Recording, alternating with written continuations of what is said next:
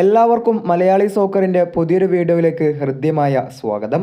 കേരള ബ്ലാസ്റ്റേഴ്സിൻ്റെ അടുത്ത മത്സരത്തെക്കുറിച്ചാണ് നമ്മൾ ഈ വീഡിയോയിൽ പറയാൻ പോകുന്നത്. നമ്മുടെ വീഡിയോയിലേക്ക് കടക്കുന്നതിന് മുൻപായിട്ട് നമ്മുടെ വീഡിയോസൊക്കെ കണ്ടുപോകുന്ന 75% പേരും ചാനൽ സബ്സ്ക്രൈബ് ചെയ്തിട്ടില്ല.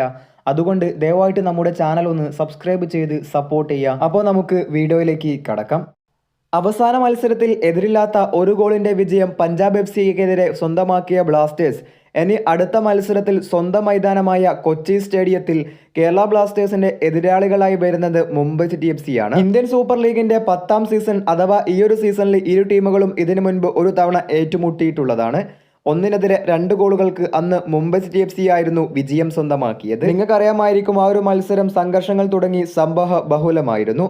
ഏതായാലും ബ്ലാസ്റ്റേഴ്സ് അടുത്ത മത്സരത്തിൽ ഇറങ്ങാൻ സാധ്യതയുള്ള ലൈനപ്പിലേക്ക് വരാം. പ്രത്യേകിച്ച് മനസ്സിലാക്കുക, സാധ്യതയുള്ളവൻ മാത്രമാണ്, അല്ലെങ്കിൽ ഇതേ ബ്ലാസ്റ്റേഴ്സ് ഇറങ്ങൂ എന്നുള്ള അവകാശവാദമൊന്നുമില്ല, മറിച്ച് സാധ്യത ലൈനപ്പ് പോസിബിൾ 11 മാത്രമായിട്ട് നിങ്ങൾ കാണുക. ഗോൾ പോസ്റ്റിൽ സച്ചിൻ സുരേഷ്, ഡിഫൻസിൽ സെന്റർ ബാക്കായി ലെസ്കോവിച്ച് മിലോസ്, അതുപോലെ റൈറ്റ് ബാക്കായി പ്രീതം കോട്ടാൽ, ലെഫ്റ്റ് ബാക്കായി ഓച്ച. മിഡ്ഫീൽഡിലേക്ക് വരുമ്പോൾ സെൻറ്റർ മിഡ്ഫീൽഡേഴ്സ് ആയിട്ട് വിപിനും അസ്ഹറും, റൈറ്റ് മിഡായിട്ട് ദാനിഷും, ലെഫ്റ്റ് മിഡായിട്ട് ഐമനും, മുന്നേറ്റ നിരയിൽ ദിമിത്രിയോസും പെപ്രയും കളിക്കാനുള്ള സാധ്യതകളാണ് കാണുന്നത്. അപ്പോൾ ഇത്രയേ ഉള്ളൂ. വീഡിയോ അവസാനിക്കുകയാണ്. വീഡിയോ ഇഷ്ടപ്പെട്ടാൽ ലൈക്ക്, ഷെയർ, സബ്സ്ക്രൈബ്. താങ്ക്